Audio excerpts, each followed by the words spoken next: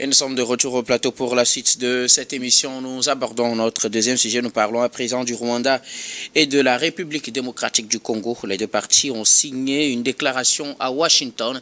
Une déclaration qui est rassemblée, comme je le disais, la République démocratique du Congo et le Rwanda représentés par leur ministre des Affaires étrangères ce vendredi sous l'égide des États-Unis. Une nouvelle phase qui vient d'être franchie dans les engagements pris par les uns et les autres pour trouver une paix durable dans l'Est de la République démocratique du Congo. Je vous prie de suivre cet élément, ces déclarations des ministres des Affaires étrangères de ces deux pays.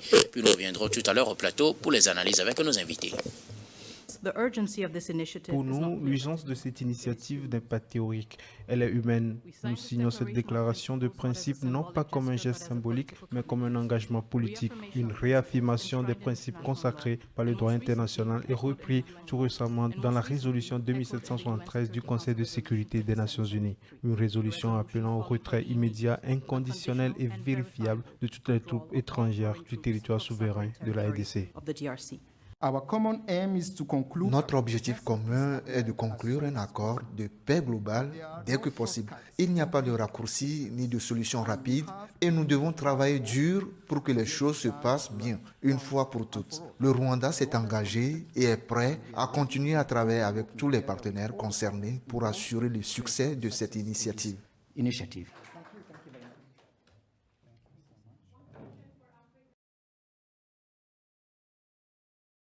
Rwanda et République démocratique du Congo, à travers leur ministre des Affaires étrangères sous l'égide des États-Unis, a donc signé cette première déclaration qui engage les deux pays qui vont faire des efforts pour soutenir l'effort de paix. Je commence par vous. Adam Adronou, plusieurs médiations, plusieurs mécanismes de paix enclenchés ces derniers temps dans la crise entre la République démocratique du Congo et le Rwanda. Une nouvelle étape vient d'être franchie, comme je le disais. C'est à Washington que les ministres des Affaires étrangères de ces deux pays ont signé leur déclaration. Oui, c'est une nouvelle étape qui vient d'être franchie. Je n'y crois pas, mais on peut dire que les jalons sont posés pour en réalité arriver à cette ultime partie que l'on pourrait attendre de tous nos voeux. De toutes les façons, vous savez, cette crise-là pratiquement remue la toile, l'équipage de la toile par pratiquement de tous les pays. Et on s'y entendait le moins justement après que cette médiation est confiée à l'Union africaine et le président togolais Faure Gnassingbé qui est à l'avant-garde également, qui a posé en tout cas des bases assez fortes et on y attend également les prochains jours ou les mois à venir des résolutions fortes. On s'y attendait le moins, comme je le disais, que les États-Unis puissent arriver à ce premier pas qui, en tout cas, même si nous savons que les espoirs s'amenuisent vis-à-vis de cette crise-là, je pense qu'à partir du moment où les deux acteurs, notamment Kigali et la RDC, se sont entendus déjà à pouvoir prendre un certain nombre d'engagements et d'accords avant d'arriver donc à une vraie signature d'accord, c'est déjà salutaire. Et je pense que c'est le monde entier qui salue cette première étape qui, en réalité, le contenu qui va faire objet d'une signature d'accord, en tout cas, rassure plus ou moins les deux pays parce que les inquiétudes et les préoccupations des deux États sont prises en compte dans cette première déclaration. Ce qu'il faut dire en réalité, je pense que si vous regardez surtout en ce qui concerne, puisque aujourd'hui la question qui se pose, je pense que lorsque nous prenons les rapports, la plupart des rapports des Nations Unies ont estimé que autant Kigali soutient les rebelles ou les groupes non étatiques sur le territoire de la RDC, autant également la RDC également soutient les rebelles du FDLR. FDLR, oui. FDLR. Donc je pense que sur cet aspect, la grande décision qui satisfait, comme je l'ai dit tantôt, les deux États, c'est justement faire en sorte que les deux pays ne soutiennent aucun groupe rebelle non étatique dans quelles que soient les motivations donc avancées. Je pense que le second aspect également, c'est sur la question économique. Et justement, l'intégrité territoriale réclamée tant par la RDC depuis des lustres également est prise en compte également dans cette décision-là.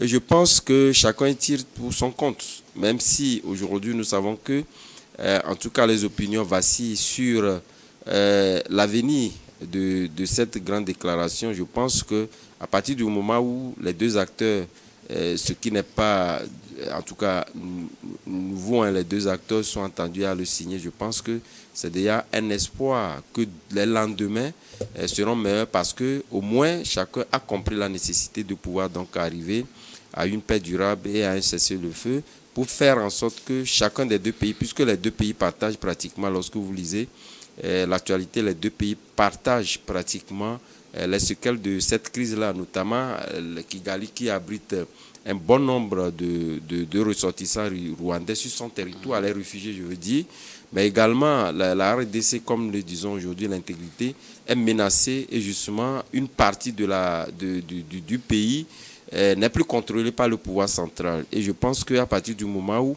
un territoire d'un pays est menacé, c'est une très grande inquiétude.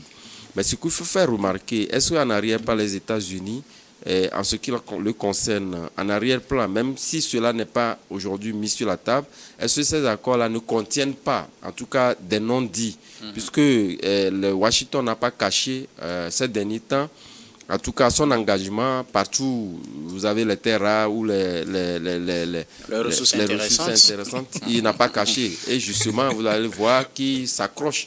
Vous l'avez vu bientôt en Ukraine, il l'a montré, et je pense qu'en RDC également, en RDP, il essaie également de le montrer. Et justement, Donald Trump, lui, il est sorti de ses gonds, a déjà clamé, oui fort, en tout cas, c'est cette étape franchie. Et je pense que les lendemains, je pense que les autres États, puisque aujourd'hui, vous savez, on ne parle pas de cette question-là sans passer des puissances occidentales. Nous savons également que la France et les autres, Bruxelles et les Allemands, l'ordre également, en tout cas, les terres rares au niveau de la RDC comme au niveau de Kigali. Donc, je pense que c'est une sorte de salade russe, mais l'essentiel est que ces deux pays puissent donc arriver à s'entendre et à s'accorder sur un préalable donné pour arriver donc à un accord plus solide pour permettre à ce que l'on puisse fermer la page de cette crise-là qui dure trop longtemps. Merci beaucoup à vous, Adam Adronou. Alors, Gabin Adjaro, Washington a pu rassembler vendredi Kinshasa et Kigali. Les ministres des Affaires étrangères des deux pays ont pu signer un accord, disons-le, un accord de principe. Pour le moment, ce n'est pas une déclaration, ce n'est pas encore un engagement pour arriver à la paix, mais ils ont signé une déclaration, qu'on nomme une déclaration de Washington, ou déclaration à travers laquelle les deux pays prennent des engagements pour pouvoir parvenir, si tout marche bien, à une paix plus durable dans l'est de la RDC. Oui, on peut pousser un ouf de soulagement, au moins tant soit peu. Que bon, au moins les deux parties aient accepté quand même de s'asseoir pour la seconde fois après la rencontre de Doha, de s'asseoir autour d'une table de discussion et surtout cette fois-ci paraffer un accord de principe pour arriver à un cessez-le-feu. Je pense que c'est déjà une très bonne chose. Bon, peut-être que le M23 sera aussi invité pour la prochaine rencontre, on ne sait jamais. Mais ça me conforte dans mon idée dans laquelle je disais toujours que ce conflit-là dépasse les Africains et ce n'est pas aux Africains d'arriver à juguler ce conflit. Ça nous dépasse largement et aujourd'hui on connaît véritablement les vrais décideurs et ceux-là qui tirent les ficelles et ce sont eux qui décident de l'allure que doit prendre le conflit. On a eu à croire à un moment que bon, les États-Unis se sont désengagés de ce conflit-là, ne parlent pas, mais par la rencontre de Doha, on sait véritablement que bon, le Doha ne peut pas faire cette consultation-là entre les deux parties et après aussi au niveau du M23 sans l'aval de Washington, quand on connaît très bien les relations entre Doha et Washington. Donc à un moment donné, il faut savoir que ce sont véritablement les tenants et les aboutissants de ce conflit-là qui sont en train de tirer les ficelles et qui à un moment donné, quand ça va leur plaire, ils vont décider de faire la paix. C'est vrai, on ne peut pas signer, Adam vient de le dire, on ne peut pas paraffer ce genre d'accord de principe sans des non-dits, c'est-à-dire sur la richesse du sous-sol de la RDC. Quand on parle d'accord, ça veut dire que tu laisses quelque chose en contrepartie de la paix. Et aujourd'hui, pour la RDC et son président Fati, ce qui est bien pour eux, c'est que la population arrive à retrouver la quiétude. Peut-être on peut céder un certain nombre de choses, mais le plus important, c'est que la population retrouve le courant normal de leur vie. Donc moi, je pense que quoi que la RDC perd aujourd'hui, le plus important est qu'on arrive à un cessez-le-feu et que le cours de la vie reprenne normalement dans l'est du Congo. Moi, je l'ai dit, je l'ai répété à maintes reprises que ce conflit-là, c'est créé de toutes pièces. C'est créé de toutes pièces pour pouvoir déstabiliser un État et permettre à ce que certaines ressources soient exploitées, ainsi de suite. Mais cette fois-ci, si pratiquement les trois parties ou bien les multiparties qui se retrouvent dans ce conflit-là décident aujourd'hui de paraffer un accord de principe et d'arriver peut-être plus tard à un accord de paix, on peut juste pousser un ouf de soulagement et dire que quoi qu'il en soit, les populations vont retrouver quand même le courant de leur vie normale et entrevoir un avenir meilleur. Alors, les deux parties prennent l'engagement de respecter un certain nombre de choses. On sait que dans les faits, ce qu'on reproche clairement au Rwanda, c'est de soutenir le groupe rebelle M23. Et ce qu'on reproche, ou du moins ce que reproche le Rwanda à la RDC, c'est de soutenir les FDLR, ce groupe rebelle également, qui cherche, selon Kigali, à déstabiliser son pays pour renverser le pouvoir de Paul Kagame. Les deux parties ont pris l'engagement de ne pas soutenir les groupes rebelles. Est-ce que cela va pour le bien de tous? Vous savez, moi je pense que cette partie de ces engagements pris, moi je les appelle les clairs obscurs. Les clairs obscurs tout simplement parce que c'est vrai, les pays se sont entendus et justement on dit aucun de ces pays-là ne va soutenir des groupes armés non étatiques. Mais justement, je pense que pour arriver à une paix totale, ça voudrait dire quelque part que les groupes armés, au-delà de ces soutiens-là, eux-mêmes ont déjà des ambitions également qui vont faire prévaloir, on n'a pas pris en compte. Justement parce que jusqu'au jour d'aujourd'hui, les deux États se parlent, mais est-ce que à partir du moment où, c'est vrai, les deux États vont prendre l'engagement de ne plus le faire, et si réellement, donc, on en arrivait là, les groupes armés eux-mêmes, est-ce que quelque chose est fait à leur rencontre pour arriver véritablement donc à une paix totale? C'est pas évident, puisque de toute évidence, nous avons vu des groupes armés qui, en tout cas, aussi entre les deux pays, surtout dans si nous remontons l'histoire, qui sont même arrivés à déstabiliser, en tout cas, le pouvoir central et après même le pouvoir. Donc, quelque part, moi, je me dis, je les appelle clairs obscurs parce que, quelque part, à partir du moment où les deux États vont s'entendre, il faudrait quand même qu'on puisse trouver des couloirs qui permettent, en tout cas, à ces groupes rebelles-là de pouvoir d'abord s'exprimer et de pouvoir mettre sur la table un certain nombre de revendications, comme déjà, on sait, lorsque nous prenons la partie congolaise où nous avons ces groupes armés-là qui sont là, ils sont exprimés sur un certain nombre de points.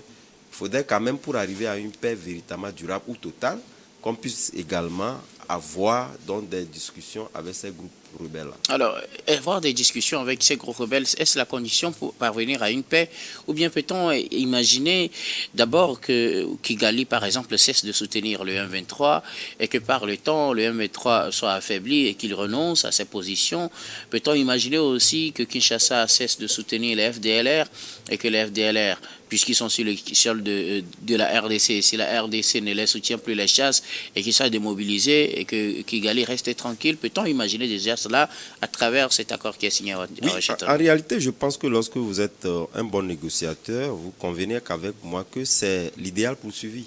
Parce que, de toute évidence, un groupe rebelle non étatique ne peut pas être plus fort plus qu'un État, en tout cas entre griffes, même si nous connaissons sur d'autres cieux, nous avons vu des groupes rebelles qui sont arrivés, comme je l'ai dit tantôt, à déstabiliser dans le pouvoir central. Ça voudrait dire qu'ils ont des moyens assez forts. Mais ces moyens-là proviennent quand même des États. Voilà pourquoi le plus important, c'est que les États puissent donc s'entendre à ne plus soutenir ces groupes rebelles-là pour les affaiblir plus tard. Mais est-ce qu'aujourd'hui, ce que possèdent en matière, en tout cas de munitions, en matière d'effectifs de combat, des stratégies de combat, etc., et surtout les intérêts que ces gens-là poursuivent et qui sont à l'avant-garde de cette résistance-là, est-ce qu'avec ces accords-là, on pourrait véritablement donc en arriver là? En tout cas, moi, je doute très fort. Voilà pourquoi je dis, au-delà de ces accords-là, il faudrait quand même qu'on puisse aller plus loin. Que ces accords-là ne nous satisfont pas, en tout cas en général, mais c'est déjà un point de départ qui puisse donc permettre de les affaiblir, même si demain, nous ne savons pas ce que serait donc ce que nous réserve demain. C'est un saut dans l'inconnu, mais de toute évidence, à partir du moment où les deux acteurs, les grands États, acceptent de pouvoir donc ne plus soutenir ces États-là et ne plus soutenir ces rebelles-là, je pense que cela pourrait permettre donc d'affaiblir ces groupes armés-là et probablement qu'on puisse donc arriver à pouvoir donc carrément les déstabiliser. Alors, Gabin Adjaro, les deux parties se sont engagés à ne plus soutenir les groupes rebelles qui constituent les menaces pour leurs voisins. Peut-on imaginer qu'à travers déjà cet engagement pris, le Rwanda ne soutienne plus le M23 et que d'ici là, le M23 décide de renoncer à ses positions, qu'il soit affaibli parce qu'il n'ayant plus le soutien du Rwanda? Peut-on déjà imaginer que Kinshasa ne soutienne plus les FDLR et que d'ici là, les FDLR se démobilisent et qu'ils ne constituent plus une menace pour Kigali? Ou est-ce juste des accords entre États et qui ne vont pas engager en quoi que ce soit les groupes rebelles? Moi, je pense que ce sont des accords entre États, parce que vous savez, ces groupes rebelles, ce sont des groupes qui se sont auto-constitués. Ce ne sont pas les États qui les ont créés d'eux-mêmes. Ce sont des groupes qui se sont auto-constitués. Les États viennent juste en appui. Et je pense que c'est un faux problème aujourd'hui si on veut imposer ces accords-là, cet accord entre Kigali et Kinshasa à ces groupes rebelles. On l'a constaté après la consultation de Doha que le M23 s'est signalé par une autre attaque directement dans le feu quand même de l'action. Ça veut dire qu'ils veulent dire qu'en dépit de cet accord ou bien de cette consultation-là, nous insistons, si vous ne nous faites pas appel, ce serait un leurre. Donc après, on l'a fait appel et il y a eu discussion et tout. Donc aujourd'hui, signer un accord ou bien cesser le feu sans pour autant discuter avec ce groupe rebelle-là, ça va poser problème. Encore que les États-Unis, c'est quand même un État et ne peut pas faire asseoir autour d'une table de discussion un groupe rebelle. Ce serait comme les reconnaître comme des gens qui font des choses bien. Donc c'est tout à fait normal qu'aujourd'hui ils disent non, on va signer un accord ou bien on va essayer une discussion entre les deux États, c'est-à-dire la RDC et puis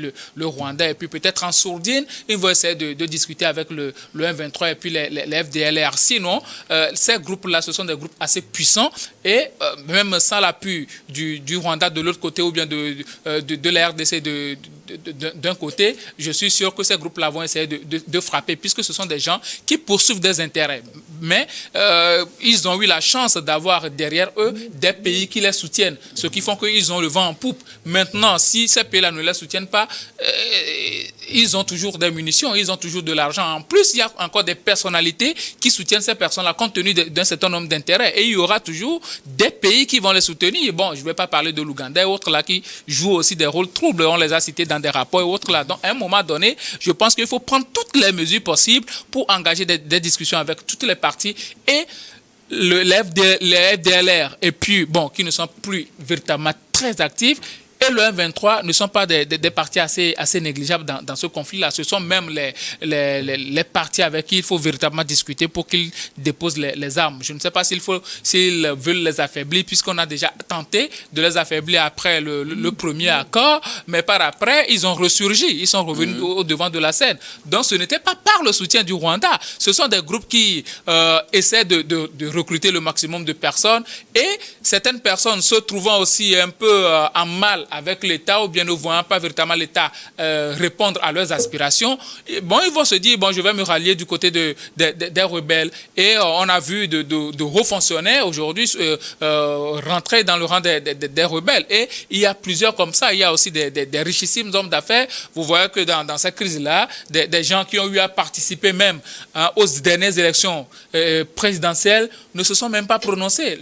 Personne ne sait de quel côté ils se situent. Donc, à un moment donné, il faut se dire que les États-Unis, en pays responsable, ne vont pas accepter que ces groupes rebelles s'assoient autour d'une table de discussion avec des États responsables, mais en sourdine, je pense qu'il y aura des actions qui seront menées, et encore que ces pays-là, ces puissances, n'ont pas intérêt à ce que ces groupes rebelles-là soient disloqués. Ils n'ont pas véritablement intérêt parce que on pille mieux quand il y a du brouhaha, quand il y a de la déstabilisation. Donc, à un moment ou à un autre, quand les choses ne vont plus aller dans leur sens, et que le Congo, bien le pouvoir central de la RDC va essayer de prendre possession de cette partie-là, ils vont encore tirer les ficelles et puis le bruit va encore commencer. Donc, à un moment donné, je pense que c'est bien, mais il faut encore discuter avec ces groupes. Adam, rapidement. Oui, je pense que Adjaro a dit quelque chose de très important. On l'a vu à Doha et justement à parler du fait de l'action.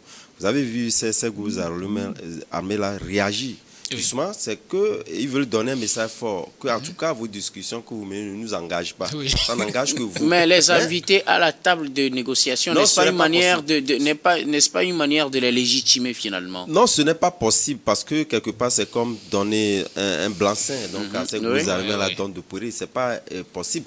Et justement, ce qui serait possible, puisque les États, surtout lorsque vous prenez la RDC, qui a tendance à pouvoir le dire, qui connaît véritablement des figures, même si jusqu'au jour d'aujourd'hui n'a pas présenté des preuves d'appréciation de ces figures-là, qui en réalité sont en combine avec ces groupes rebelles-là. Je pense que si tel est qu'il a donc des preuves, pouvait quand même passer par ce couloir-là et avoir des émissaires. Puis on l'a vu avec des djihadistes, où nous avons toujours des émissaires qui puissent permettre véritablement d'avoir des couloirs de discussion assez discrets pour réellement comprendre les motivations de cette prise d'armes, puisque Kigali a toujours tendance de le dire que c'est la RDC lui-même, ce sont des citoyens congolais qui donc prennent des armes. Donc ça voudrait dire quelque part qu'on peut passer par ce couloir-là et arriver à temporiser dans les ardeurs. Merci beaucoup à vous tous pour vos contributions. Nous allons marquer la pause pour le journal, puis on reviendra tout à l'heure pour la suite de cette émission.